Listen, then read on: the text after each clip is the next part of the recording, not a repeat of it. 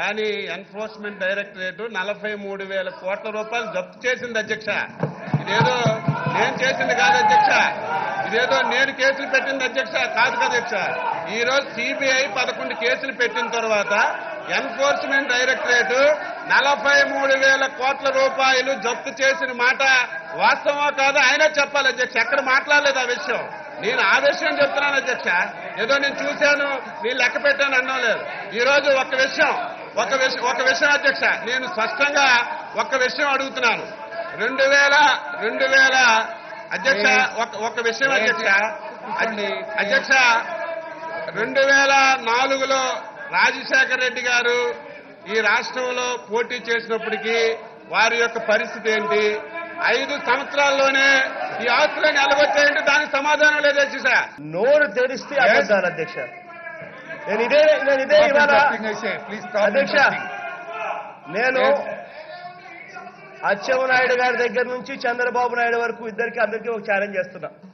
43,000 కోట్లని మీరు అంటున్నారు కదా, దాంట్లో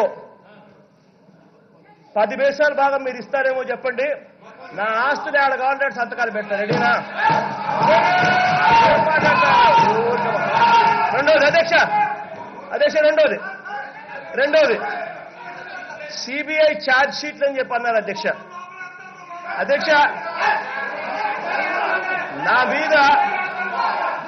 నా మీద కేసులు ఎప్పుడు పెట్టారు అధ్యక్ష? రాజశేఖర రెడ్డి గారు బతుకున్నంత వరకు రాజశేఖర రెడ్డి గారు మంచోడే. రాజశేఖర రెడ్డి గారు చనిపోయిన తర్వాత జగన్మోహన్ రెడ్డి అనే వ్యక్తి ఎప్పుడైతే కాంగ్రెస్ పార్టీ వదిలిపెట్టి వెళ్ళాడో అప్పుడు నా మీద కేసులు పెట్టింది ఎవరు అధ్యక్ష? కాంగ్రెస్ పార్టీ వాళ్ళు, చంద్రబాబు నాయుడు గారికి సంబంధించిన తెలుగుదేశం పార్టీ వాళ్ళు ఇద్దరు కలిసి ఒకటై, అవును ఇదే అచ్చెన్నాయుడు గారు అన్న ఎర్రమనాయుడు గారు కేసులు పెట్టింది ఎవరు అధ్యక్ష? వీళ్ళిద్దరూ కలిసి నా మీద కేసులు పెట్టి, వీళ్ళిద్దరూ అంతవరకు రాజశేఖర రెడ్డి గారు మంచోడు, జగన్మోహన్ రెడ్డి గారు మంచోడు. కాంగ్రెస్ పార్టీ వదిలేసిన తర్వాత కాంగ్రెస్ పార్టీతో కుమ్మక్కై వీళ్ళు నా మీద కేసులు పెట్టారు. జగన్మోహన్ రెడ్డి గారు అధ్యక్ష అన్నీ చెప్తున్నారు అధ్యక్ష. నేను ఒక మాట అడుగుతున్నా, దానికి కూడా చెప్పాలి, ఎందుకంటే సందర్భం వచ్చింది కాబట్టి అది కూడా నోరెప్పాది అధ్యక్ష. మీ నాన్నగారు పరిపాలనలో ఈ ఆంధ్రప్రదేశ్ రాష్ట్రంలో ఎంతమంది ఐఏఎస్ అధికారులు జైలుకి ఎందుకు వెళ్లారు దాని మీద ఒకటి చెప్పాలి. 2, ఈ రాష్ట్రంలో ఉన్నటువంటి పెద్ద పారిశ్రామికవేత్తలందరూ కూడా మీ నాన్నగారు ముఖ్యమంత్రిగా హయాంలో ఉండేటప్పుడు క్రిట్పోకో జరిగిందని చెప్పి నేను చెప్పడం అధ్యక్ష. నేను కాదు చెప్పింది ఇది. సిబిఐ చేయడం వల్ల అందరూ జైలుకి వెళ్లారు. వాళ్ళందరూ వ్యాపారాలు చక్కగా చేసుకుంటే జైలుకి ఎందుకు వెళ్లారు అది కూడా చెప్తే బాగుంటుంది అధ్యక్ష. ఇదేదో నేను సొంతంగా ఒక మాట చెప్పలేదు అధ్యక్ష.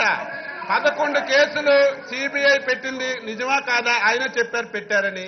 అదేంటి తెలుగుదేశం కాంగ్రెస్ అట. తెలుగుదేశం కాంగ్రెస్ తో కలవలసినటువంటి అవసరం లేదు అధ్యక్ష.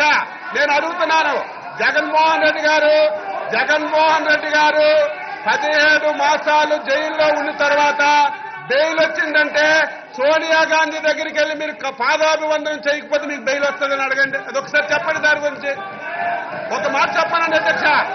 ఈరోజు 17 మాసాలు జైల్లో ఉన్న తర్వాత మీకు బెయిల్ వచ్చిందంటే ఆ కాంగ్రెస్ పార్టీ కుట్రపూరితంగా జగన్మోహన్ రెడ్డికి బెయిల్ ఇప్పించి జైలు నుంచి బయటకు తెచ్చి ఆంధ్రప్రదేశ్ రాష్ట్రం విడదీసి తెలంగాణలో ఆంధ్రాలో ఏదో లబ్ధి పొందాలని ప్రయత్నం చేశారు అధ్యక్ష.